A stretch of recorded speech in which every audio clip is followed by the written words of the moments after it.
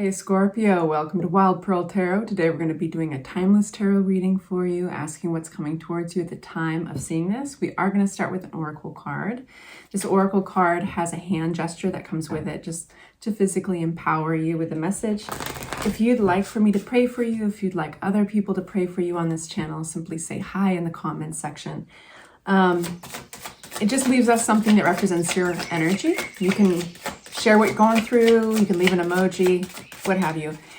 And I let people ask for that, actually very much on purpose. And that's because sometimes that offer to pray is off-putting. And I understand that not everybody feels that way, but I do know that some people do feel that way. So it's always out there. It's always an offer if you want. All right, you guys. Thank you, by the way, for hitting the like button on your way in. We start with the oracle message, all in one, one in all. And we're going to unpack this, but this is the mudra. I'm going to do it for you. You basically make the okay sign, one down and one up like this. And it can be like that too. This is the affirmation. Connected with the eternal light, my true self reveals itself. It radiates my love into the world. This mudra has a regenerative and strengthening effect on the whole body. It lightens and clarifies the spirit like a balm for the soul. The fingers of the left hand point downwards and those on the right hand point upwards. The contact between the thumb and the index fingertip of each hand symbolizes the connection of human consciousness and that of the cosmos. Very deep message for you so far. Perfect for a Scorpio. Throughout our connection with the cosmic consciousness, we can give up, surrender our fears, doubts, worries, and daily burdens. In the security of this bond, we are never alone. We are all one. Oh, I love that. All right, let's get into it, you guys. Curious what's coming towards you. So we only take the cards that fly out and join the conversation. And if they fly in reverse, then that's how I read them. We respect where they lie. If you've never been to my channel before, thank you for giving it a chance. Your time is valuable, so I'm going to make the most of it. And those who are returning, I love you. Thank you. All right, what's coming towards my Scorpio? We start with Seven of Wands. That's a really strong card, very emboldened, empowered. This is being very strong in your convictions. We're going to unpack all these in a bit. Coming towards my Scorpio at the time of seeing this. What's coming towards my Scorpio? Right on, right on. We got some really interesting cards so far. I'm going to unpack them a little bit. Tell me more about the Seven of Wands. Sticking by your convictions, believing yourself. Wow, that doesn't happen very often. A huge chunk of cards came out. We're going to take all of them. We respect the cards. Okay.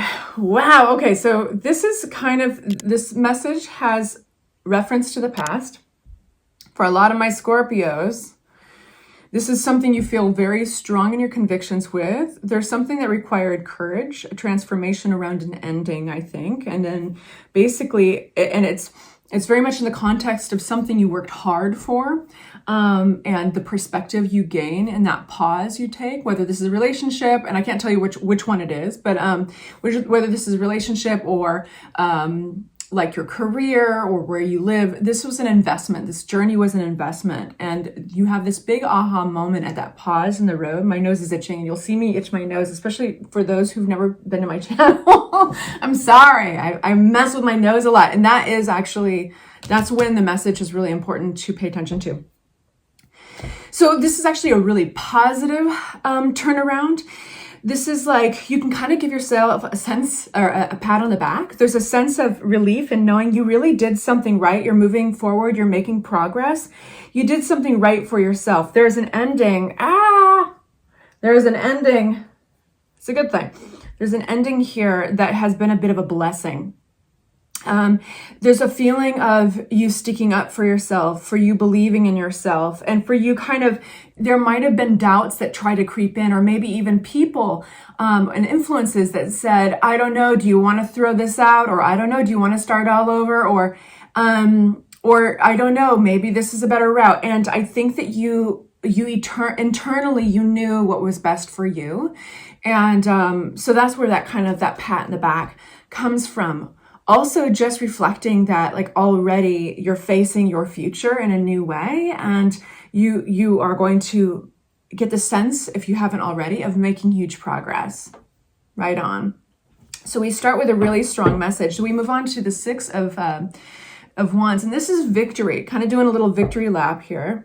Let's unpack it a little bit more for my Scorpio. Again, we have the message of you are being right. You are right. You were right about something. Feels good to hear, doesn't it? What else? Oh, who's this? Who's this for Scorpio? Do any of you guys see Rambling Mike, that tarot reader? I think he's an Aquarius. He cracks me up, man. Like whenever there's anything that's like lovey-dovey, you can tell because he's just barely words come out. He's just like laughing, like, ha ha ha. Oh, Scorpio, what you got going on here, Scorpio? That's my impersonation of Rambling Mike. What a love. Okay, so I think you drew some really strong boundaries for somebody. This is what that looks like. And there, for some of you Scorpios, there was a very strong third party situation. And maybe it had even, for some of you guys, it hadn't even gotten that far yet. Like you weren't going to let it. And you drew a strong boundary in the sand between you and another individual. They might have even made advances towards you to make things okay. Some of you guys, this is just like, this looks very much like your standards are just too high for somebody, and you're not going to put up or tolerate any kind of third party funky business. So let's get a new deck because we've already unpacked this quite a bit with one deck. We have the World card, and the World card is talking about looking out, looking possibly at travel, at other options, and it's also closing a chapter, an old chapter, and it's starting something brand new. So there's actually a really healthy sense of closure to the World card. While there was some dramatic ups and downs, probably, you are truly closing a chapter. And so this opens the world kind of like a window in your life and lets a fresh breeze in. And you might be open to new influences, friend groups. You might be interested in travel. It's oftentimes a travel card. And even communicating with people from a distance from you. So let's get some more information on that for my Scorpios. What about this World card?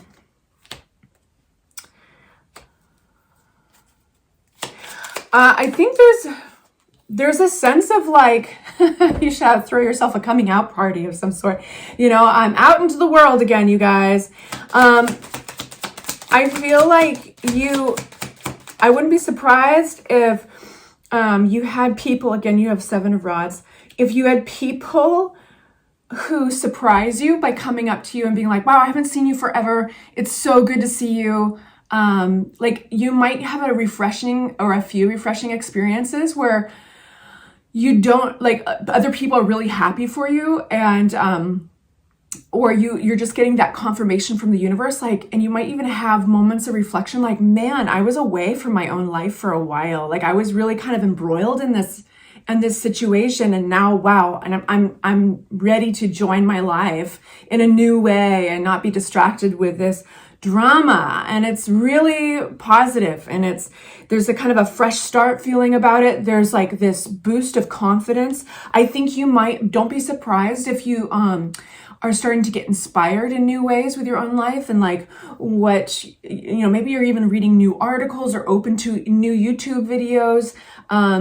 But just kind of like letting in, like that window, opening a window in your own life and letting in that fresh breeze. And maybe that's carrying a scent of lilacs. And you're like, I didn't know there was a damn lilac tree around here, you know? So you're allowing yourselves to open up your senses to the world. It's a fun message to give you. So here we have the King of Wands, and that is a visionary, very confident king. And his confidence alone kind of gathers supporters. And that's circling back to, don't be surprised if people notice you in a fresh light, or say, man, it's been forever since I've seen you, or how are you? And I missed you. And gosh, you seem like you're doing really well. And they don't even know half of what you've been through, right? But it's like you're stepping into it.